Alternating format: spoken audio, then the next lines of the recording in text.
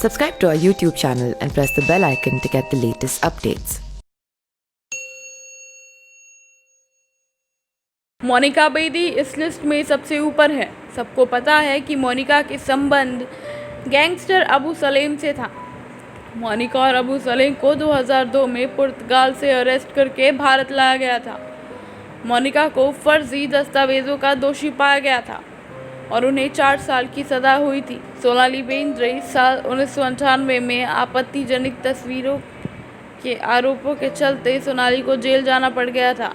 एक मैगजीन के cover page पर छपी तस्वीर के लिए सोनाली ने फ़ोटो शूट कराया था और इस तस्वीर में सोनाली ने येलो कलर का छोटा कुर्ता पहना था जिस पर ओम और ओम नमः शिवाय लिखा था।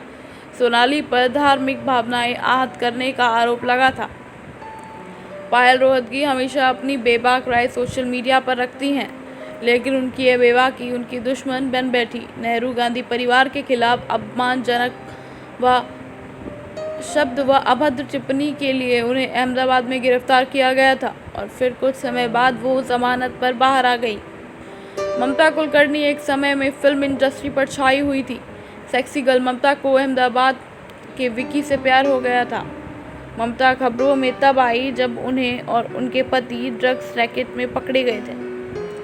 ममता ने विकी गोस्वामी से शादी की जो दुबई में ड्रग्स रैकेट के आरोपों के चलते 1997 से ही उम्र कैद भुगत रहे थे।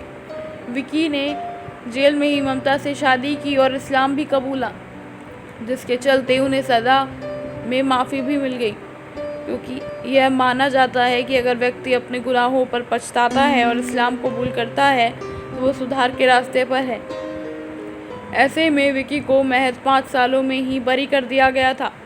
इसके बाद वर्ष 2016 में ममता और विकी का ड्रग्स तस्करी में नाम आया था। पुलिस ने दोनों को भगौड़ा घोषित कर दिया था।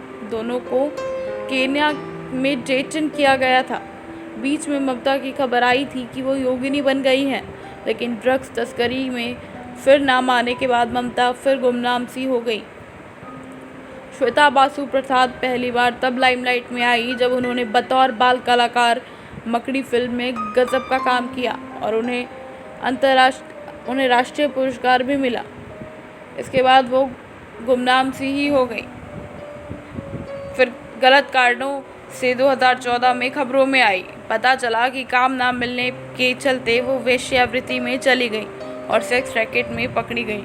श्वेता को सुधार गृह भेज दिया गया और अब वो सामान्य जिंदगी जी रही हैं। प्रेरणा अरोड़ा मशहूर प्रोड्यूसर हैं और उन्होंने बैटमैन टॉयलेट, एक प्रेम कथा और रुस्तम जैसी फिल्में प्रोड्यूस की हैं, लेकिन वे करोड़ों रुपए की धोखाधड़ी में 8 महीने जेल की हवा खा चुकी हैं।